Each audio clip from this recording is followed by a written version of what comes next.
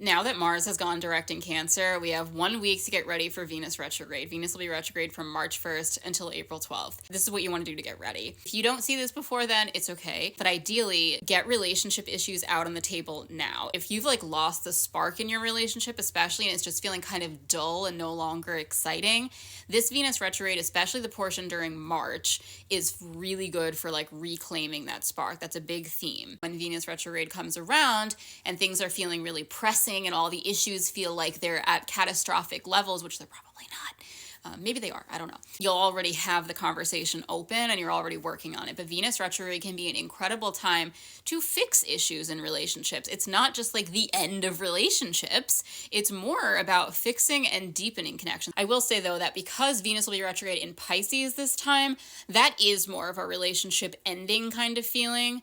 But it could also just be the end of an era, the end of a shitty era in a relationship as you walk into a new one. But it's definitely a time where we're likely to see the end to some relationships too, particularly after, I think it's, March 27th, when Venus retrogrades back into Pisces. I always like to remind people that when Venus is retrograde or any planet's retrograde, it's the closest to the Earth that it can physically be. Physically in the sky, it is the closest to the Earth that it can be. So it's not their connection to it is weak. We're more immersed in the energy, swallowed up in that Venusian kind of energy, you know what I mean? So it can feel like relationships are huge on the mind. The second thing to get ready is to think about what old creative projects you want to return to, or if there's something you used to do creatively, even if you started to learn to play guitar or something and never really got too far with it, Venus retrograde is an incredible time to go back to that, to pick it up again. Or if you used to love drawing as a kid, start drawing during Venus retrograde. That'll give it a positive way to show up so that it doesn't feel the need to show up in more challenging ways. Number 3, if there are major purchases you need to make in the next month and a half, ideally it would be great to make that purchase in the week before Venus retrograde, and you're less likely to regret it or have something go wrong. Again, not a huge deal if you can't. We can't live our lives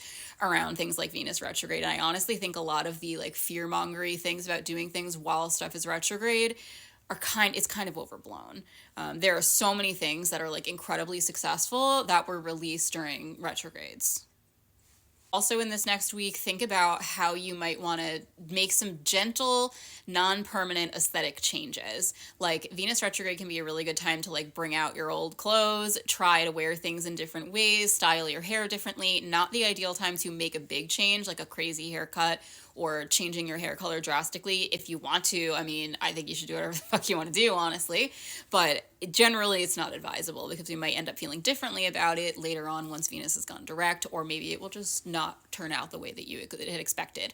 And on a similar note, it's not the greatest idea to start anything during Venus retrograde, especially a relationship or a creative or business endeavor. If you want to change something about your relationship, creative stuff, or business or whatever, it is a pretty good time to do that. But to start something, it's not ideal. If you have no other choice, it's fine. Just know that it may go in a different direction than you had originally anticipated. It may not follow the linear path that you had envisioned. It's probably just going to take a more roundabout route, or the goal ends up being totally different from what you expected it would be anyway. These are just some things you can do to get ready for Venus retrograde. I always want to just remind people it's not the biggest deal. It's not always a bad thing for a planet to be retrograde. It kind of depends on your chart. It depends on the state of your life, and it depends on your willingness to work with the more positive parts of the planet. And retrograde is not bad. The planet is louder.